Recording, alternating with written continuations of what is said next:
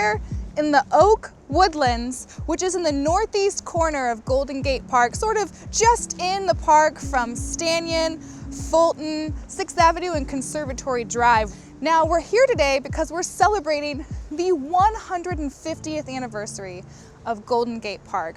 Up until 1853, this spot was known as the Great Sand Bank because it was just this giant sea of sand dunes. They asked a local surveyor named William Hammond Hall to survey the park. He designed what we think of as Golden Gate Park today. We can't talk about 150 years of Golden Gate Park without talking about one of my favorites, the Conservatory of Flowers. It's a national and a state landmark. When it opened in April of 1879, the conservatory was instantly popular with people. The west wing that's behind me was filled with ornamental foliage like azaleas, and right away, women began stealing plants from the conservatory to squirrel them away and take them home for their own living rooms and parlors and things like that. So, over 140 years in the park, the conservatory's seen some ups and it's seen some downs. So in 1833, there was a boiler fire that destroyed all of the original dome. There was another fire in 1918 which burned a major part of the potting room.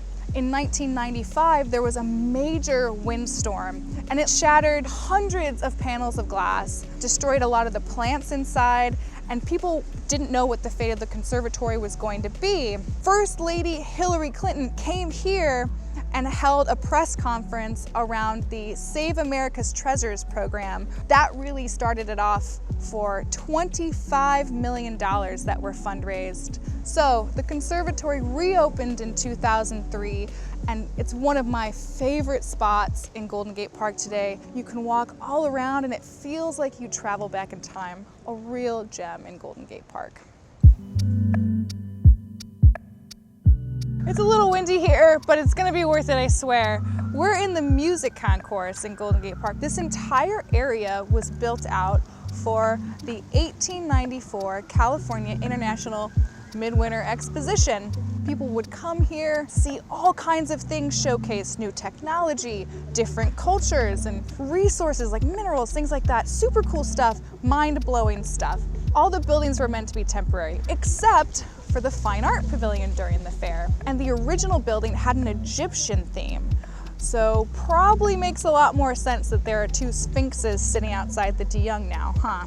Now, there are a ton more mementos in this area left over from the fair, and we're gonna go explore some now. So I'm crouched up against one of the original Ballard from 1894. Now you see it's not looking super great. The rest of them along this, with its signature chain link, they're doing better because they've been recast over time. In the center, you would have walked in and there would have been a giant electrified Bonnet's Tower. It looked kind of like the Eiffel Tower, had a giant searchlight on top and would illuminate miles around, including Strawberry Hill, where it would sometimes catch teenagers on a risque rendezvous in the middle of the night.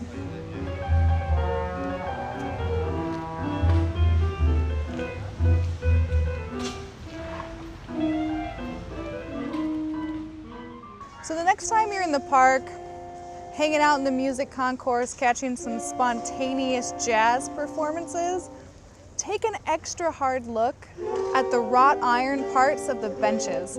If you look really, really close, it'll say Midwinter Fair on the iron of some of these park benches. Now, not all of them, and they've tricked you every once in a while because some of the recast ones say Golden Gate Park, not Midwinter Fair. But come to the music concourse, listen to some jazz, and find one of my favorite hidden historical tidbits by sitting on an actual bench from the 1894 Midwinter Fair.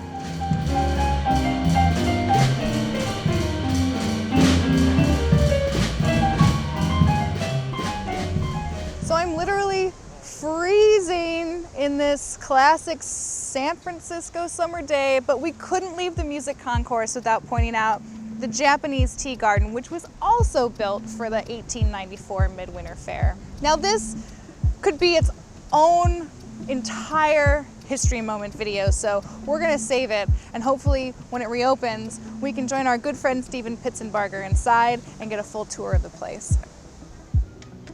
So behind me, you can see the Leonidas statue. He originally faced the other way, but when they redid this whole area to put the underground garage in, they turned him around so he'd face the pedestrians instead of facing the traffic going back and forth. I do want to point out, ironically, that the grandfather of Golden Gate Park, our longtime superintendent, John McLaren, hated statues. He didn't want any of them to be in this park. When various monuments would be installed here in the park, John McLaren's response was to very casually and sneakily planting shrubs and trees around the monuments so that over time they would grow and completely enshroud them so they'd disappear. So how do you memorialize a man who probably did more for the parks in San Francisco than any other person? You give him a statue, obviously. In 1911, M. Earl Cummings, who was a park commissioner, a sculptor, he sculpted this statue of John McLaren, who hated the idea. He said, absolutely not, no statue of me will be emplaced in my lifetime. When he died in 1943, about a year went by and he was placed here in 1944 because this, the rhododendron, is his favorite flower. He was superintendent of Golden Gate Park from 1889 to his death in 1943. He was the next successor of original surveyor and superintendent William Hammond Hall. I mean, I don't know any other city employee who was as beloved as John McLaren, and that's why we refer to you as the grandfather of Golden Gate Park. All right, remember, we started off this video over in the Oak Woodlands, which is right next door to the Horseshoe Pits. Courts, Horseshoe Courts. You wouldn't believe what some dedicated volunteers had to do to make this an accessible space for people to come recreate, hang out, and have a good time. So we're here with Peter and son Luke, who's throwing some shoes. We're in the Horseshoe Courts, which were founded in 1922, but expanded during the WPA. Is that right, Peter? That's correct. There's just a long history of horseshoe pitching here since the early 1930s. There's a couple of major bas-relief sculptures like this one up behind Nicole. There used to be another large horse that was on the wall that has fallen off. We managed to preserve this one. Once I started the club and put up a little website, people just started coming out of the woodwork, sending me photographs and stories about when their dad or grandparents used to pitch out here. And what's your club called? I know you have this amazing design that you came up with yourself on your shirt. It's the San Francisco Horseshoe Pitching Club. And you were founded in 2008, correct? Correct. So you can come out and have a good time. And it's something you can do socially distanced because it's about 10 feet between the stakes. You can mask up, you use your own equipment. Can you teach me how to play horseshoes? I can. So my son Luke, he grew up around this. He's a 3-time state junior horseshoe champion. All right, let's give it a try, Luke.